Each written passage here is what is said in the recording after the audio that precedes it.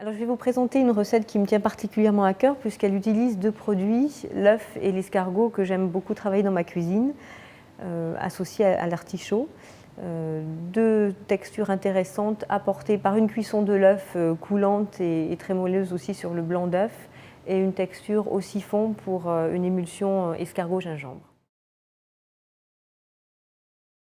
Pour cette recette, il nous faut 4 œufs extra frais, 15 centilitres de crème, 13 centilitres de lait, 15 centilitres de jus de cuisson d'escargot, 2,5 g d'agar-agar, 2 g de gingembre, 2 fonds d'artichaut, de l'huile d'olive, un demi-citron jaune, 20 centilitres de vin blanc, 50 centilitres de bouillon de légumes, 2 douzaines d'escargots en verrine avec leur jus, 20 g de beurre demi-sel, une gousse d'ail, une demi-échalote, de la coriandre ciselée, du sel.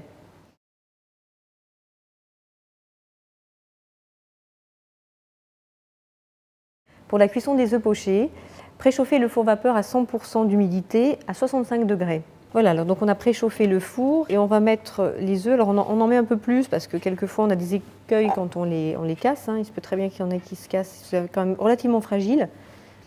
Donc on en met 6. Mettre les œufs en coquille sur la grille du four.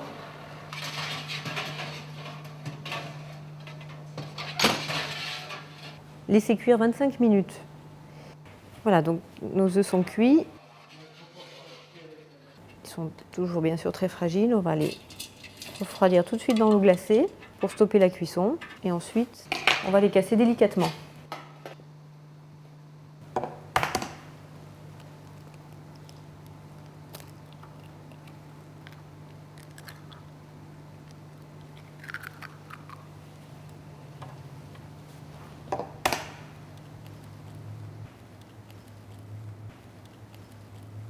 Les remettre au four vapeur à 100% d'humidité, à 60 degrés, pendant 10 minutes, afin qu'ils soient chauds. Voilà, on va faire nos mélanges pour les spumas d'escargot. Dans une casserole, mélangez le jus d'escargot, le lait, la crème. On ajoute la poudre d'agar-agar. Portez à ébullition. Et on va rajouter 2 morceaux de gingembre pour le liquide qu'on a, c'est suffisant. Et on va éteindre le feu. Couvrez la casserole d'un couvercle. Il va infuser au minimum 15 minutes. Voilà, donc notre gingembre a bien infusé. Filtrez avec une passoire la crème. Versez le liquide obtenu dans le siphon avec 2 cartouches de gaz.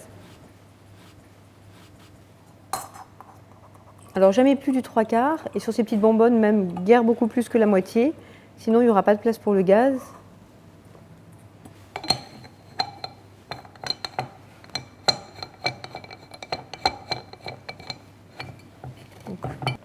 Voilà, donc on va intégrer notre gaz.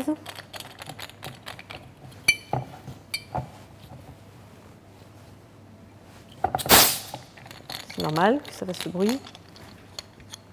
Voilà, et on va vérifier ensuite si c'est suffisant de mettre une cartouche.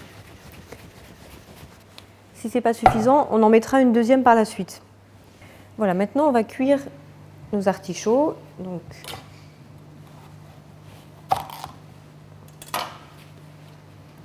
détaillez les fonds d'artichaut en tranches de 1 mm d'épaisseur. Voilà, donc on met tout de suite à cuire. Un peu d'huile d'olive.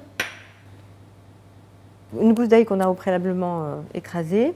Puis ensuite, dès qu'on a un petit frémissement, on va pouvoir mettre nos artichauts.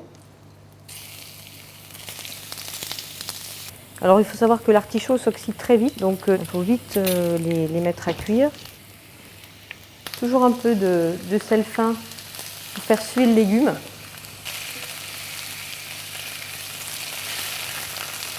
Donc on le laisse bien se saisir, c'est ce qui aussi enlève son côté noir. Et ensuite on va déglacer au vin blanc. Donc là, cette action-là, bien sûr, il faut que ça se fasse à forte température, ça fait de la vapeur et c'est ce qui blanchit l'artichaut. Voilà, donc là, vous voyez que les artichauts commencent par endroits à être bien translucides. On laisse encore un petit peu réduire et puis ensuite on va rajouter notre bouillon de légumes. On va mouiller beaucoup plus qu'à hauteur parce qu'il va y avoir réduction le temps que l'artichaut cuise. Donc là, on attend qu'il cuise. Hein.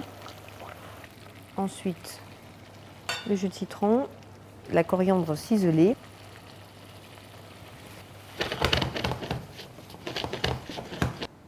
Réservé. On va faire revenir nos escargots avec un peu d'échalote et une gousse d'ail écrasée. Pour ce faire, on va, dans notre casserole, dans notre sauteuse, mettre un petit peu d'huile d'olive. Donc on rajoute nos échalotes.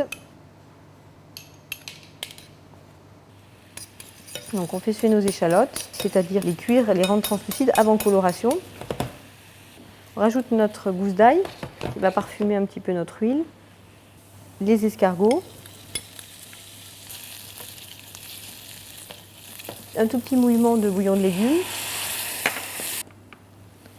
Et notre beurre bien dur qui sort du frais.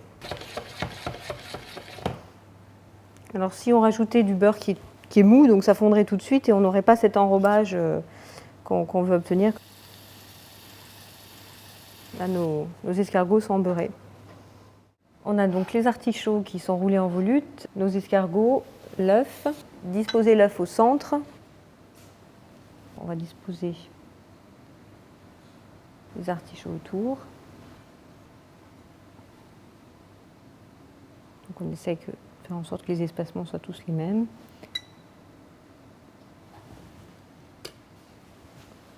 Les escargots sur les artichauts.